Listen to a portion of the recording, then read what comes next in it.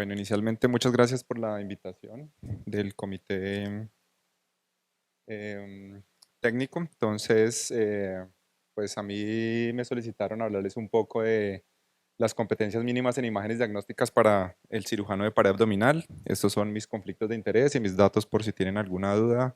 Como ya dijo el doctor, me desempeño como el jefe nacional de radiología de Clínicas Colsanitas. También tengo a cargo la coordinación del programa de posgrado y mi práctica asistencial la hago en intervencionismo y en imágenes diagnósticas en Reina Sofía y en la Colombia. Entonces, inicialmente cuando uno hace la búsqueda de qué imágenes diagnósticas nos debemos ver enfrentados en cuanto a la parte de cirugía de pared abdominal, la literatura inicialmente habla de que no son necesarias en la gran mayoría de casos en el abordaje inicial del paciente. Digamos que si tenemos un buen desempeño con el examen físico, como lo sabemos en la semiología, deberíamos usar menos las herramientas diagnósticas.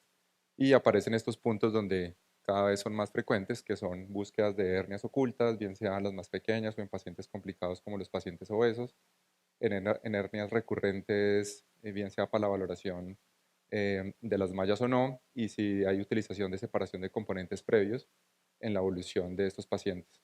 Eh, Uno de los puntos como que más se encuentra en la literatura y más se habla con los grupos quirúrgicos es para la evaluación de pérdida de dominio o planeación quirúrgica. Y un punto interesante es que cuando hay sospecha de una hernia cercana a un reparo óseo debería tener una valoración por imágenes diagnósticas. Acá quiero como tener un punto importante para acercarnos desde la estadística a las conclusiones de la charla y es cuándo debe uno pedir las imágenes diagnósticas. Y muchas veces ustedes como tratantes llegan al servicio de radiología a hablar con nosotros a decirnos, tengo un paciente con esta probabilidad de la patología que sea y quiero pedirle una imagen. ¿Sí? Y ustedes me preguntan a mí, le pido una ecografía, le pido una resonancia, mire que tiene la creatinina en 3, mire que acabamos de comprar resonador, que qué hacemos. Entonces, todo eso es probabilidad pretest y ahí empezamos a hablar de la sensibilidad y la especificidad que nos da cada prueba diagnóstica y luego ustedes le toman el estudio como esto, que es una tomografía para una apendicitis y después de eso yo les digo, ustedes tiene tal hallazgo y ustedes me preguntan los valores predictivos y los índices de verosimilitud. Y en eso nos la pasamos todo el día entre tratantes y radiólogos viendo qué es la mejor diagnóstica para un paciente con cualquier enfermedad y lo que estamos hablando hoy en pared abdominal.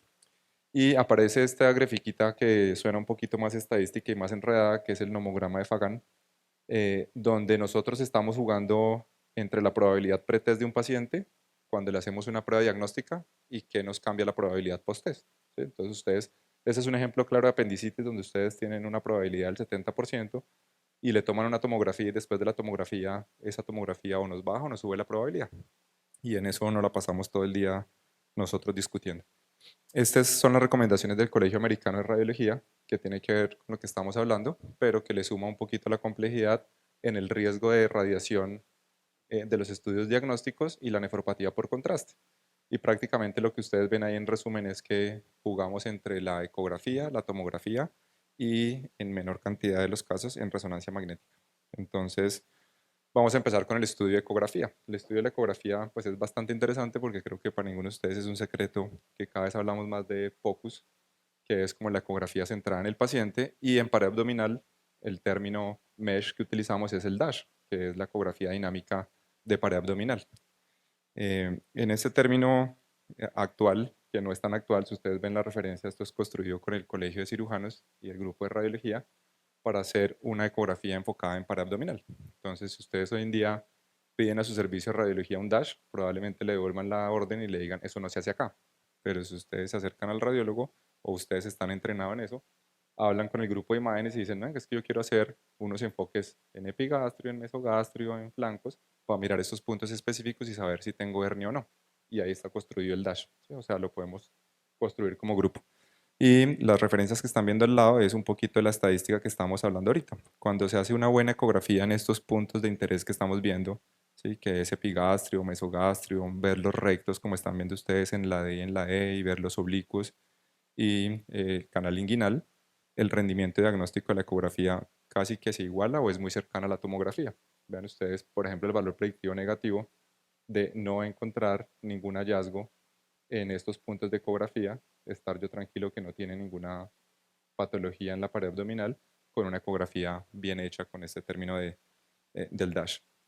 Este es alguno de los ejemplos que tenemos de la complejidad que puede generarse en una ecografía de pared abdominal. Ustedes están viendo acá un saco herniario, digamos que relativamente sencillo, con una maniobra de Valsalva, pero adicionalmente nosotros también podemos ver cómo migra el contenido intestinal en ese saco herniario y ver si ese contenido intestinal está ocupado o no, y si tiene signos de sufrimiento de asa cuando ponemos una valoración Doppler en ese saco intestinal, y eso pues les cambia a ustedes la conducta quirúrgica.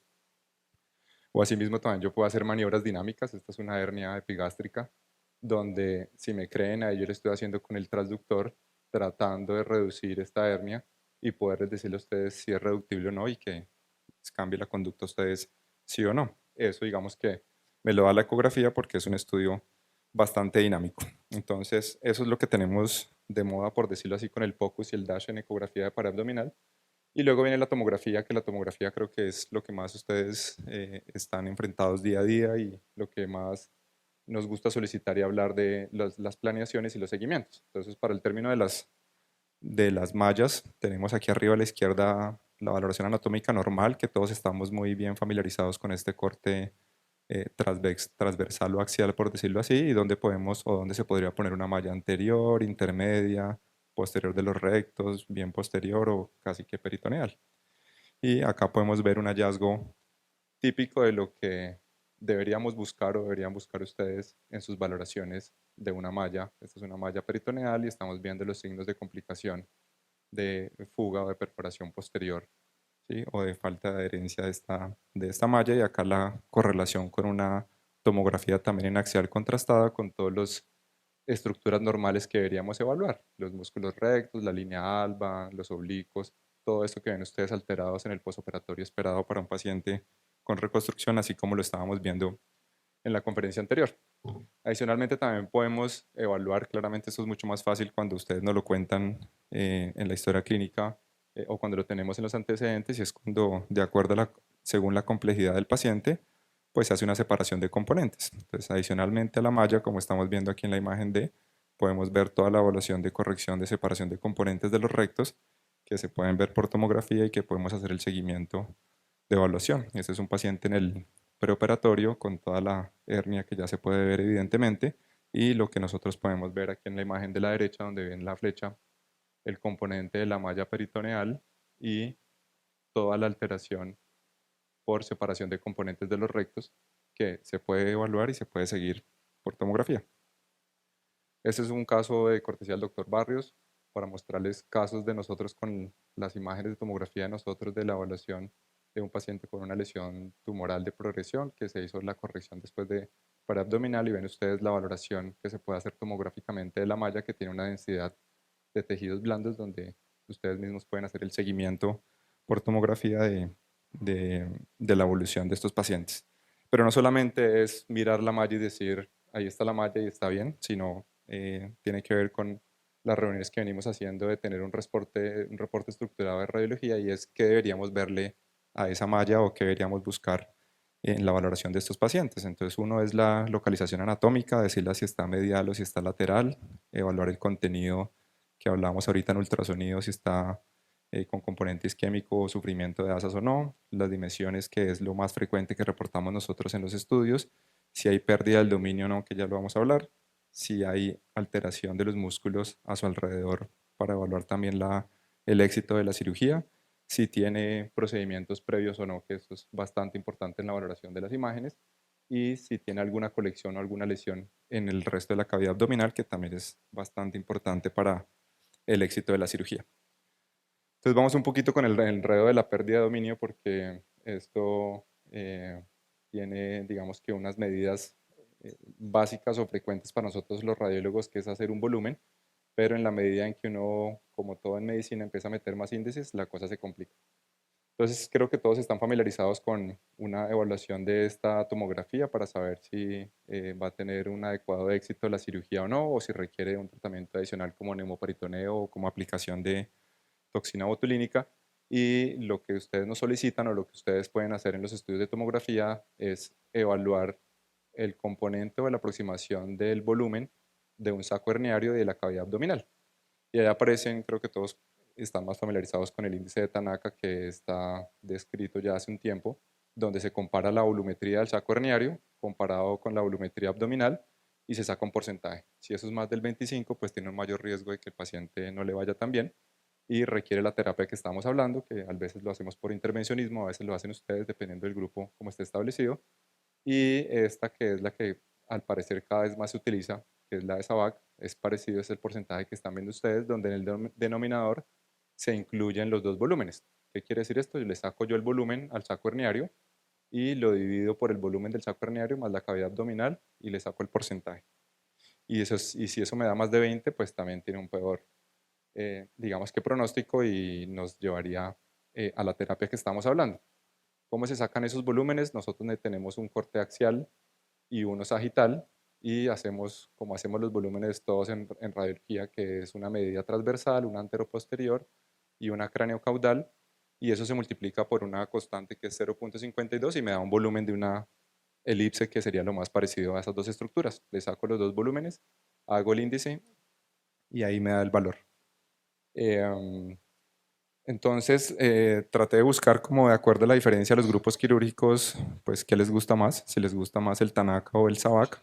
Y esta es una revisión sistemática que muestra, en teoría, las especialidades que más se dedican a reconstrucción de pared abdominal utilizan los dos índices. No hay, digamos que evidencia que muestre que uno que es mejor que el otro, sino lo que siempre hemos hablado, que es hablar entre grupos y decir yo con qué quiero seguir al paciente, con qué índice.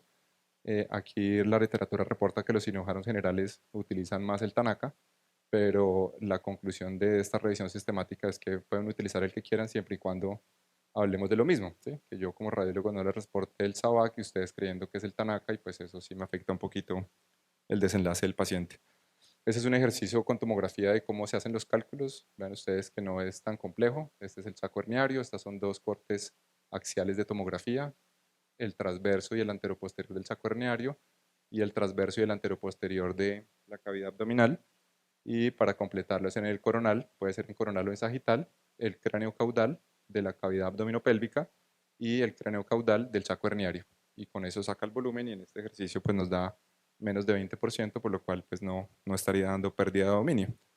Afortunadamente con la entrada de inteligencia artificial pues cada vez ustedes pueden invertir más en modelos de segmentación de imágenes, donde este es un modelo de la literatura, pero que ya lo tenemos implementado en los nuevos tomógrafos que hemos comprado, como en Reina Sofía y Cali, en Sebastián, donde lo que hace el modelo es segmentar los cortes axiales, hacer una segmentación de la piel, de las estructuras óseas y de la cavidad abdominal, y luego me hace una sustracción de las estructuras óseas y de la piel y me saca realmente como una volumetría más cuantitativa y más exacta de lo que es el volumen de la cavidad abdominal y del saco herniario que ustedes de lejos ven ahí, ustedes dicen pues esa hernia es muy pequeña para tener un concepto de pérdida de dominio, pero con eso yo lo puedo cuantificar y hacerlo mucho más sencillo sin perder tanto tiempo en las medidas. Y finalmente, para hablar de la resonancia magnética, como les mostré desde la diapositiva inicial, casi que siempre nos la pasamos todo el día entre ecografía y tomografía, y la resonancia magnética casi que por definición queda para los casos difíciles. Esto que están viendo ustedes a la izquierda es una resonancia magnética dinámica, donde hacemos secuencias con Valsalva y secuencias en reposo y nos permite ver qué segmentos intestinales se están moviendo o no para poder sospechar adherencias que no son vistas tan fácilmente en tomografía. Y aquí a la derecha, en este axial que es un T2 de resonancia magnética, podemos ver migración de las mallas que a veces en los estados posoperatorios o subagudos de tomografía no son tan fáciles de identificar. Entonces la resonancia magnética casi que queda para cuando no podemos hacer tomografía o en los casos donde es mucho más complejo el seguimiento de los pacientes. Entonces, para terminar, como conclusiones, como lo vimos en el enredo estadístico al comienzo, las imágenes hay que saber cuándo se piden y qué pedir para saber si nos cambia esa probabilidad pretest que estamos enfrentados en los pacientes. Creo que también ustedes han estado en la encrucijada de tener una sospecha de una patología por una probabilidad del 80%, piden la ecografía y la ecografía sale inconclusa y quedan en las mismas y entonces no sabemos qué pedir. Eso es muy importante que vengan de ustedes porque si la probabilidad pretest es del 90%, probablemente esa imagen no es necesaria. El tema de la ecografía del POCUS migrando al DASH, pues cada vez tiene más importancia, más exigencia. Cada vez los grupos que ven ustedes en la literatura de entrenamiento avanzado en paraabdominal exigen un entrenamiento en ultrasonido. Cada vez ustedes encuentran ecógrafos de bolsillo que valen menos de 15 millones de pesos, entonces cada vez es más asequible tener un ecógrafo de bolsillo para la valoración de un paciente, por lo cual creo que cada vez es más necesario que hablemos de este término del DASH. La evaluación de las mallas y de separación de componentes es mucho más complejo hacerlo por ultrasonido, entonces la tomografía, bien sea con contraste o sin contraste, sigue siendo bastante importante. Y en esta valoración que hablamos de pérdida de dominio, pues cada vez tenemos mejor segmentación de imágenes, mejores cálculos, pueden utilizar el índice que ustedes quieran. Ya les mostré que en la literatura parece que no hay diferencia entre una escala y la otra, siempre y cuando pues todo el grupo hablemos lo mismo. Y una de las preguntas frecuentes, que es si utilizamos tomografía o resonancia magnética, recuerden que la resonancia magnética es bastante útil, pero la dejamos para casos difíciles o cuando no podamos incluir al paciente en un tomógrafo. Bueno, muchas gracias. No sé si hay dudas, comentarios.